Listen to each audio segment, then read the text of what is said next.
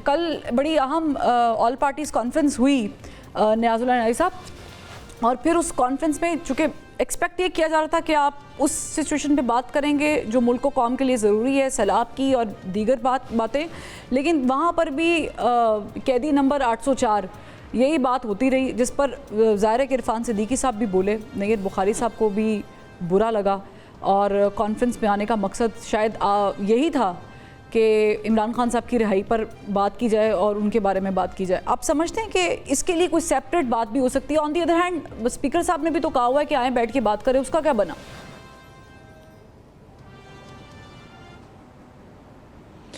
अच्छा फरवा, मैं एक तो छोटी सी, क्योंकि मैंने जो बयान दिया था बड़ा फेयर, अपनी गवर्नमेंट की चीज़ें भी डिस्कस की, पूरे पाकिस्तान में जिस तरीके से इंक्रोचमेंट और चीज़ें हो रही, मैं वन लाइनर जवाब दूंगा दोनों भाइयों की। मैंने कादर मंदो खैल साहब और भट्ट साहब की बात सुनी है। देखें फरवा, इनके पास तो 35 साल से हुकूमत है। आप लोग कहते हैं कि जी मुल्क के अंदर ये हो रहा है, सैलाब आ रहा है, बिल्डिंग इंक्रोचमेंट हो रही है। भाई आप कराची देखें, आपको याद है कि वो नसरा टावर जो चीफ जस्टिस ने ऑर्डर किया था वो कहाँ पे बना हुआ था। आप सिंध के अंदर देखें, जो सोसाइटीज़ बनी हैं उनको कौन पीछे हेल्प आउट करता है कि जंगलात की ज़मीन, फॉरेस्ट की लैंड पे सोसाइटियाँ बन रही हैं, रेलवे की लैंड पे बन रही हैं। भाई आपके पास तो 35 साल थे, तो आप क्यों नहीं, आप पार्लियामेंटेरियन भी हैं, आप लेजिस्लेशन भी करते हैं, आप इम्प्लीमेंट क्यों नहीं करवाते? लिहाजा आप जापान की मिसाल भी ना दें, कुछ भी ना करें। आपने 35 साल के अंदर जो डिलीवर किया है वो लोगों ने देख लिया है। अब आ जाएं इस बात पे जो आपने मुझसे क्वेश्चन पूछा। अभी मैं 1-2 मीडिया पे गया, सुहेल साहब का ख़त डिस्कस हो रहा है। भाई एक कैदी नंबर 804 तो झूठे मुकदमात का मुकाबला कर रहा है। उसने कहा था कि मैं कहीं नहीं भागूंगा, मैं चाहता हूं कि मेरे मुल्क की अदलिया आज़ाद हो और वो आज़ादाना तो फैसले उसकी रिहाई पर बात क्यों करते हैं? केसेस हैं वो फैसले करें। उनके केसेस आपने देखा, इद्दत जैसा केस।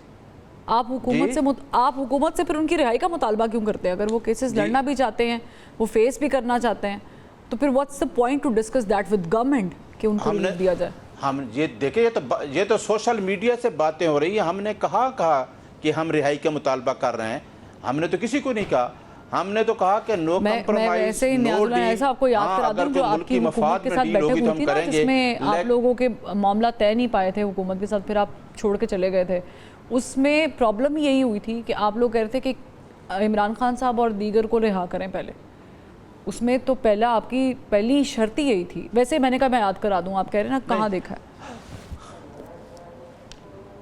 नहीं फरवा, मैं बतौर तर्जमान इमरान खान, मैं तो तर्जमान भी बानी पीटीआई का हूँ। मेरे पास कभी भी जितनी मेरी मुलाकात, सुबह मुलाकात है, फिर शायद नहीं हो हमारी मुलाकात। नियाज़ी साहब को इमरान खान कह रहा हूँ, चलो इमरान खान तो अब कोई इमरान खान का नाम भी लेते ही हैं। तो इमरान खान के साथ जो आ रही हूँ बट साहब आपकी तरफ आ रही हूँ, कभी भी उन्होंने ये नहीं कहा कि ये मैं कोई कंप्रोमाइज।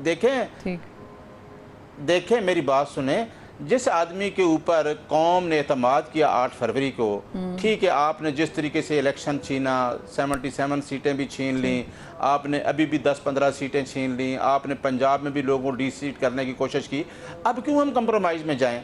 अब तो लोगों को पता है, हर आदमी को पता है कि अवाम उसके साथ खड़ी है। आप कह रहे हैं कि अब क्यों हम जाएं? चले, मेरा बड़ा इंटरेस्टिंग सवाल है, बड़ा इंटरेस्टिंग सवाल है, मैं कादर मंदो खेल साहब से करना चाह रही हूँ, आपसे भी वैसे है, भट्ट साहब से भी है। वो ये है कि राना सनाउल्लाह साहब पंजाब से, हम चाहते हैं कि फ्री हो पाकिस्तान में। ठीक है, चले, राना सनाउल्लाह साहब जो है ना, वो पंजाब से सेनेट का इलेक्शन लड़ने की तैयारी में है। ज़ाहिर लड़ेंगे भी और मोस्ट प्रोबेबली वो सेंटर बन भी जाएंगे कादर मंदो खेल साहब।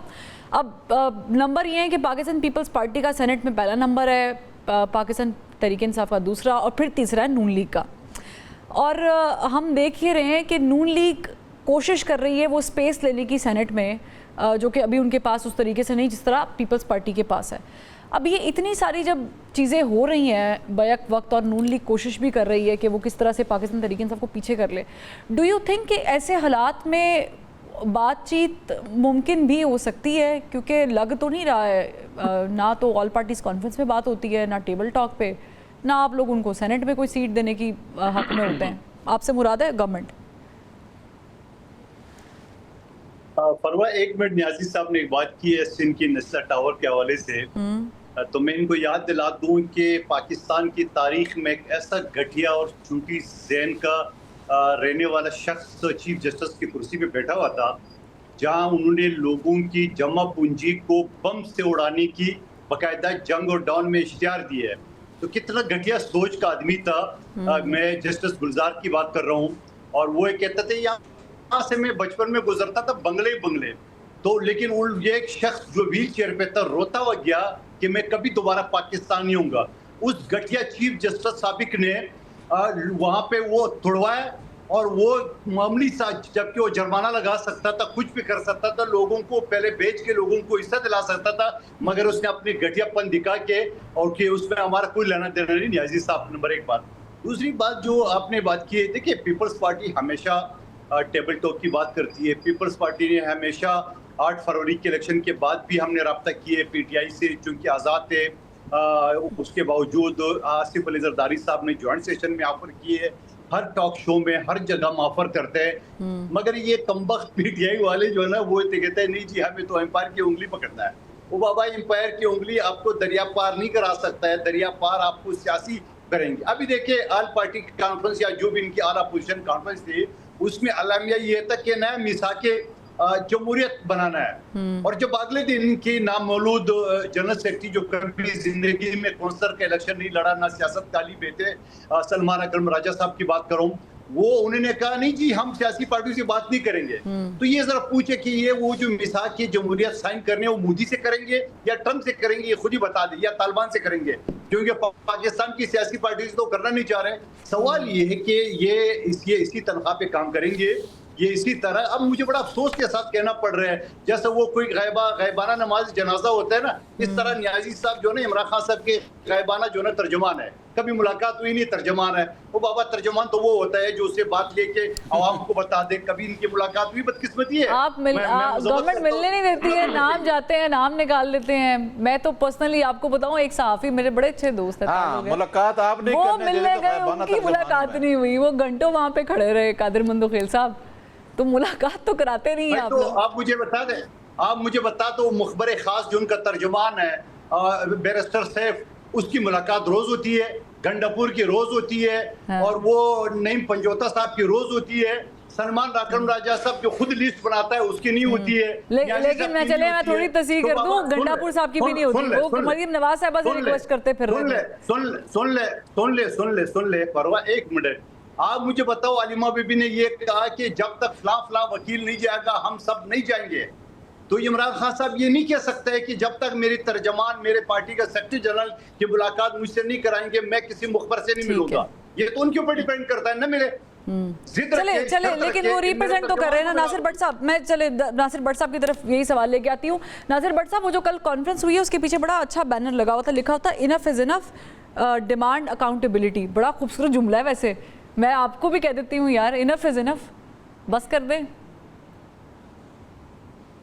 नहीं देखें, ये जो आपने कहा ना जी इनफ इज इनफ, तो मुझे मैंने नहीं कहा, वो बैनर के ऊपर लिखा हुआ था।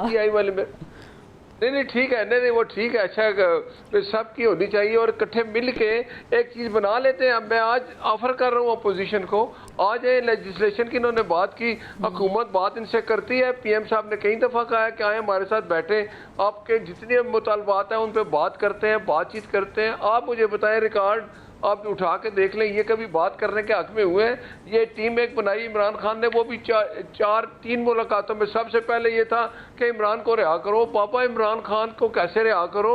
हमने कहा था जाके वहाँ हमला करें आर्मी के, उनके GHQ पे या कोर कमांडर के। हमने कहा उसका मलक रियाज का 90 मिलियन पाउंड जो आया, जो हुकूमत पाकिस्तान के पैसे स्टेट बैंक में जमा होने थे, आपने वो उस मलक रियाज का जो जुर्माना था उस अकाउंट में जमा करा दिए। उसके बदले आपने अलकादर यूनिवर्सिटी ले ली, वो फराग होगी वहाँ से उसने अपनी ज़मीन ले ली। वो आप सुना आइडिया, वो कहती है कि इतने कैरेट चाहिए, मलक रियाज कहता है दे दो भाई दे दो। उसने कहा देखो भाई वो इमरान खान आपके वो दरवाजे भी खुलवा देगा। ये चीज़ें आपके सामने हैं। करप्शन आप करेंगे तो उसका जवाब तो आप देंगे। मुझे एक सियासी कैदी बताएं जो इस वक्त पाकिस्तान में है, जो लोग अंदर है जिनको सजाएं हैं उन्होंने जुर्म किया है, और जुर्म हमने नहीं कहा जाके करें, हमने आपको नहीं कहा ये सारा कुछ करें। अभी तक मैं कहता हूँ, मैं आज फिर ये कह रहा हूँ, मैं हर टीवी प्रोग्राम में कहता था कि इमरान खान जब तक 9 मई की माफ़ी नहीं मांगेगा ना कौम से, और अदालतों में जाके अपनी गुनाही साबित नहीं, बेगुनाही साबित नहीं करेगा, वो बाहर नहीं आएगा, क्योंकि हमने उसको जेल नहीं भेजा है।